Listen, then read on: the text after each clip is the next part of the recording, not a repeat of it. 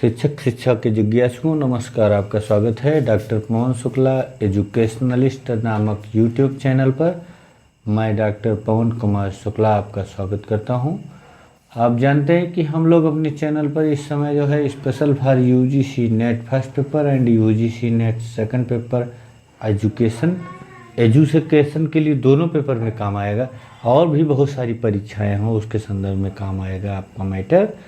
तो यहाँ आज जो टॉपिक चलते हुए आज जो वीडियो का यह अंक है, मैं डायरेक्ट आता हूँ उस पर बिहेवियरल साइंस में, व्यवहार के विज्ञान में। What do you mean by behavioural science? आप जानते ही हैं कि what do you mean by behavioural science का आंसर क्या होता है कि ये व्यवहार का विज्ञान है जिसके द्वारा व्यवहार का निर्माण किया जाता है।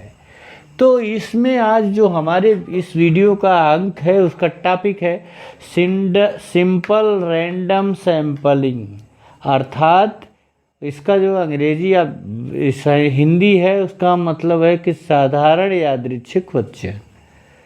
सिंपल रैंडम सैंपलिंग, आप जानते हैं कि जो पिछला वीडियो है आप देखेंगे तो उसमें आपको ज्ञात हो जाएगा कि जो सैंपलिंग टाइप्स हैं, there are two types of samplings, randomized और प्रोबेबल और नॉन प्रोबेबल। संभाव्यता प्रचयन और असंभाव्यता प्रचलन।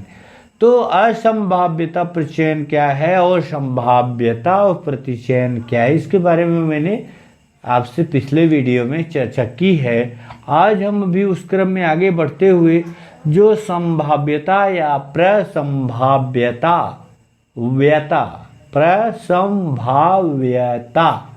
प्रोबेबिलिटी, जो प्रोबेबिलिटी का सिद्धांत है उसकी बात करते हैं। तो उसमें जो first type of selection of samples है वह है सिंपल रैंडम सैंपलिंग, यानी साधारण यादृच्छिक प्रचयन।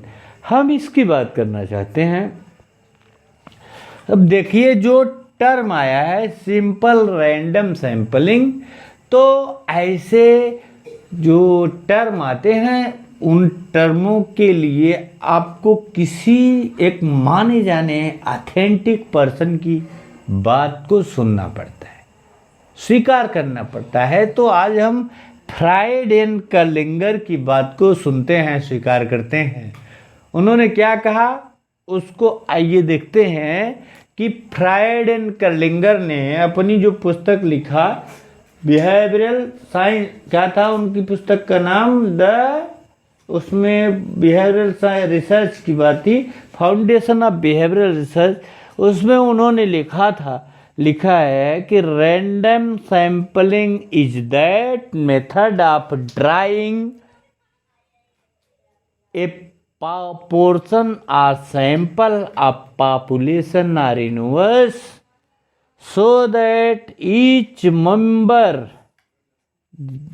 Specially each member of population और universe has an equal chance of being selected, has an equal chance of being selected। Fried and Kerlinger कहते हैं कि जो रैंडम सैंपलिंग है वो सैंपलिंग आप सैंपलिंग जान चुके हैं, इसके बारे में कोई बात नहीं करनी है। सैंपलिंग का आपने कंसेप्ट पूरा क्लियर कर लिया है कि पॉपुलेशन से वो जो प्रेजेंट स्टडी आपकी है उसके लिए कुछ सेलेक्टेड आइटम्स हैं, सब्जेक्ट्स हैं, that's are your sample. So here Fried and Kerlinger states that random sampling is that method of drawing a portion or sample. That is a portion, not a whole population. That is a portion or sample of population or universe. Of population or universe. So that each member of population and universe has an equal chance of being selected. इस तरह से इस नियम के आधार पर उनका चयन किया जाता है कि जो उसका पॉपुलेशन है, उसका जो पूरा टोटल होल यूनिवर्स है, उस यूनिवर्स के ऑल मेंबर्स का जो सिलेक्शन की प्रोबेबिलिटी है, उनके जो सेलेक्ट होने की बात है वो इक्वल होती है। ये that's are equal chance and equal chance of being selected. उसके चयन की जो बात है वो पूरी तरह से बराबर होती है। यानी आप कह सकते हैं कि जो साधारण यादृच्छिक चयन है वो संभाव्यता जो प्रतिदर्शन का एक प्रमुख प्रकार है। यह वैसे प्रतिदर्शन को कहा जाता है, सैंपलिंग को कहा जाता है, जिसमें जो है जनसंख्या से प्रत्येक सदस्य को पॉपुलेशन के प्रत्येक सदस्य को सैंपल में उसके आने की संभावना बिल्कुल बराबर होती है, और साथ ही साथ किसी एक सदस्य का चयन जो है वो दूसरे सदस्य के पर आधारित न होकर के स्वतंत्र होता है। अभी आप ये फ्रायड एंड गिलफर्ड की परिभाषा देखी, मैं आपको एक परिभाषा सुना रहा हूँ, उसको ध्यान से सुनिए। जो गिलफर्ड महोदय की परिभाषा है 1956 में दी गई थी। इसमें उन्होंने कहा कि जो साधारण यादृच्छिक चयन की एक उत्तम एवं जो सर्वश्रेष्ठ परिभाषा दी गई है उनके द्वारा, उसका ये कहना है उनका कि जो साधारण यादृच्छिक प्रचयन की जो सबसे उत्तम परिभाषा यह है कि यह जीवन जो पॉपुलेशन है, माने जो आपकी पूरा जीव संख्या से व्यक्तियों को चुनने का एक ऐसा ढंग है जिसमें जीव संख्या के प्रत्येक व्यक्ति को चुने जाने की संभावना बराबर होती है, और किसी एक व्यक्ति के जो चयन का किसी भी तरह से दूसरे अन्य व्यक्ति के चयन से जुड़ा नहीं या उस पर निर्भर नहीं होता है। इसको आप अंग्रेजी में सुने तो ये है कि the best definition of simple random sampling is that it is selection of cases from the population in such a manner that every individual in the population has an equal chance of being chosen. The selection of any individual is also in no way tied to the selection of any other. Freud and Kerlinger ने कहा, उनसे मिलती जुलती ही परिभाषा, थोड़ा उसका एलिबोरेशन है, उसकी व्याख्या है गिलफर्ड महोदय के द्वारा दी गई कि जो ये साधारण यादृच्छिक प्रतिचयन है, इसमें पॉपुलेशन यानी जो जनसंख्या है, आप जानते हैं ना पॉपुलेशन, मैंने पिछले वीडियो में बताया, जो जनसंख्या है उस जनसंख्या के प्रत्येक सदस्य के चुने जाने की संभावना इक्वल होती है। उसमें मतलब जरा सा भी कोई चांस नहीं होता कि कौन ज़्यादा चुने जाएगा या कौन ज़्यादा कम चुना जाएगा, और या फिर किसी एक के चयन के द्वारा किसी दूसरे के चयन का जो प्रभाव है उससे कोई मतलब नहीं है। तो फ्रायड एंड कर्लिंगर और गिलफर्ड की परिभाषा देखने के पश्चात हमको ये देखना चाहिए कि जो सिंपल रैंडम सैंपलिंग है, साधारण यादृच्छिक जो प्रतिचयन है, रैंडम यादृच्छिक, रैंडम का मतलब ही होता है कि जिससे इस तरह की प्रक्रिया अपनाई जा रही है कि होल पॉपुलेशन में से जो सब्जेक्ट सिलेक्शन है वो टोटली बायस्डलेस हो, उसमें नो बायस हो, कोई बायसनेस की संभावना न हो। तो इसके लिए 3 विधियां प्रमुख रूप से हैं। The first method is lottery method. Lottery विधि में क्या होता है, इसमें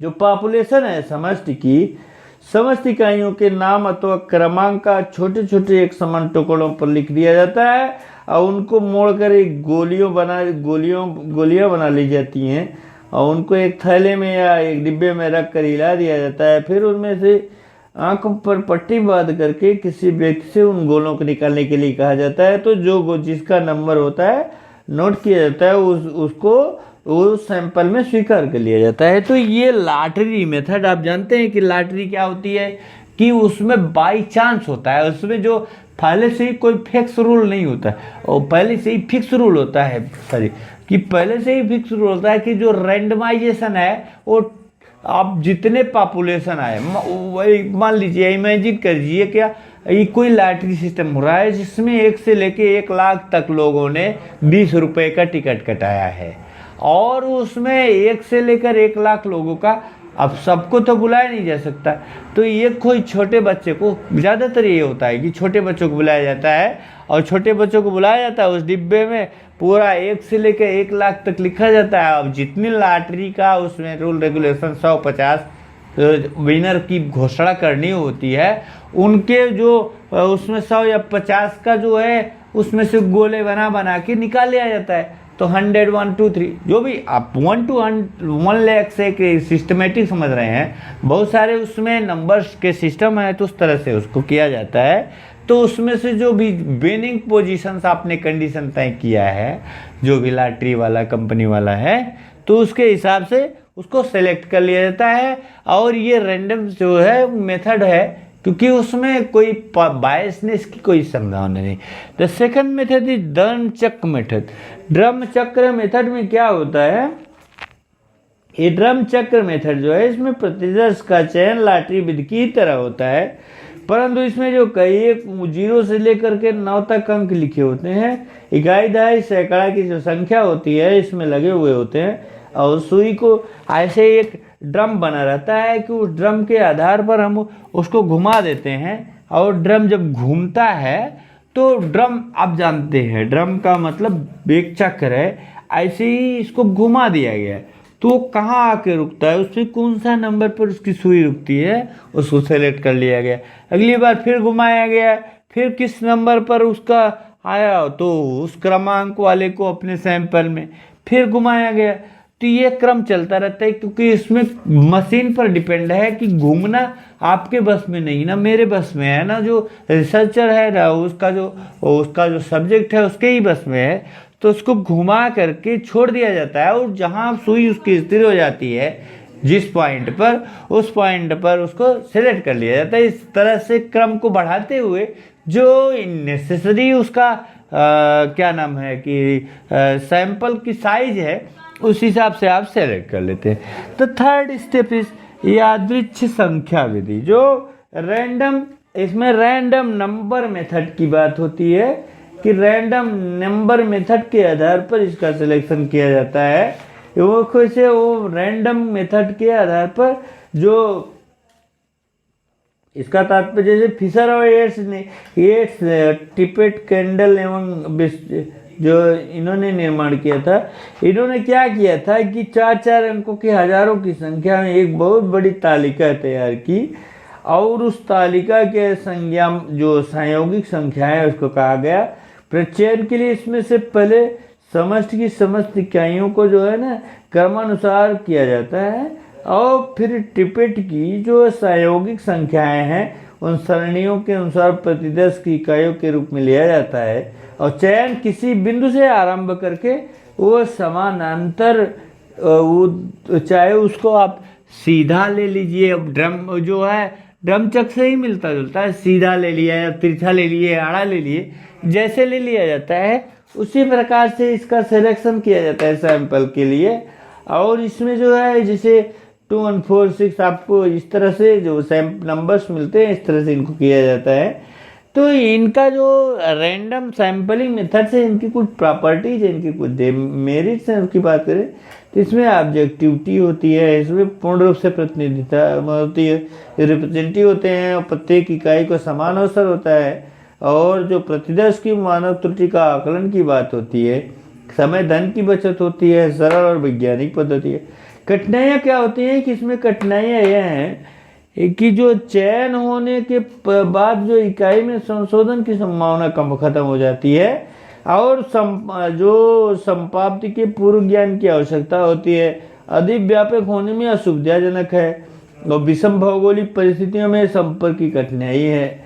अपूर्ण समष्टि में अनुपयुक्त है और विषम जाति समष्टि में भी ये अनुपयुक्त है। रैंडमाइजेशन जो है ये आपका होमोजूनियस जो पॉपुलेशन है उसमें ज़्यादा बेहतर होता है। तो इस तरह से आज के इस वीडियो के अंक में आपने सिंपल रैंडम सैंपलिंग की बात की, साधारण यादृच्छिक प्रचयन की बात की। अगले वीडियो में हम अगले प्रचयन प्रवृत्ति की बात करेंगे। आपको जो कुछ भी कहना हो आप आइए, कमेंट बॉक्स में आपका स्वागत है। मैं पूरा संतुष्ट करने का प्रयास करूंगा आपको। धन्यवाद। चैनल लाइक शेयर सब्सक्राइब कर लीजिएगा। नमस्कार।